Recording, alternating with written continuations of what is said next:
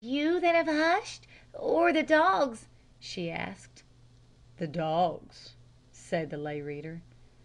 Very cautiously, absolutely honorably, Flame turned her back to the lay reader and lifted the bandage just far enough to prove the lay reader's assertion. Bulging with mush, the four dogs lay at rest on rounding sides, with limp legs straggling or crouched like lions' heads on paws, with limpid eyes blinking above the yawning mouths. "Ooh!" crooned Flame. "How sweet!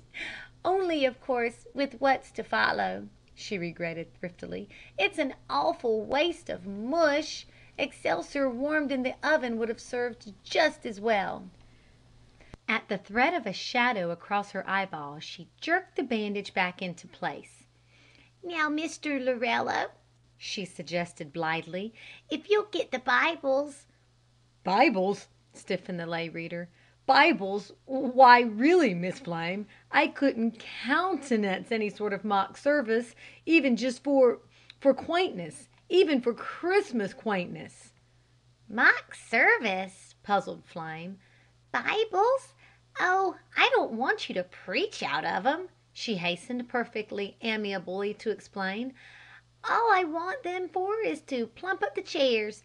The seats, you see, are too low for the dogs. Oh, I suppose dictionaries would do," she compromised reluctantly, "only dictionaries are always so scarce." Obediently the lay reader raked the parlor bookcases for plump-upable books. With real dexterity he built chemistries on sermons and ancient poems on cook books until the desired heights were reached. For a single minute more Flame took another peep at the table. "Set a chair for yourself, directly opposite me," she ordered. For sheer hilarious satisfaction her feet began to dance and her hands to clap. "And whenever I really feel obligated to look," she sparkled, "you'll just have to leave the table, that's all. And now?" Appraisingly her muffled eyes swept the shining vista. "Perfect!" she triumphed. "Perfect!" Then, quite abruptly, the eager mouth wilted. "Why, I'd forgotten the carving knife and fork!" she cried out in real distress. "Oh, how stupid of me!" Arduously, but without avail, she searched through all the drawers and cupboards of the Rattle-Pane kitchen. A single alternative occurred to her.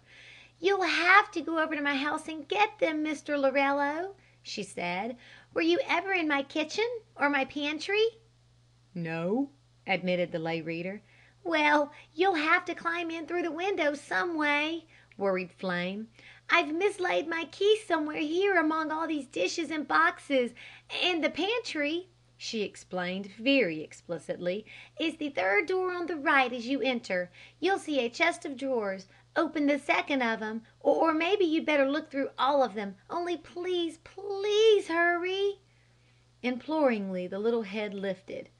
"If I hurry enough," said the lay reader quite impulsively, "may I have a kiss when I get back?" "A kiss?" hooted Flame. In the curve of her cheek a dimple opened suddenly. "Well, maybe," said Flame. As though the word were wings, the lay reader snatched his hat and sped out into the night. End of this reading of Peace on Earth, Goodwill to Dogs by Eleanor Halliwell Abbott. This has been a LibriVox recording.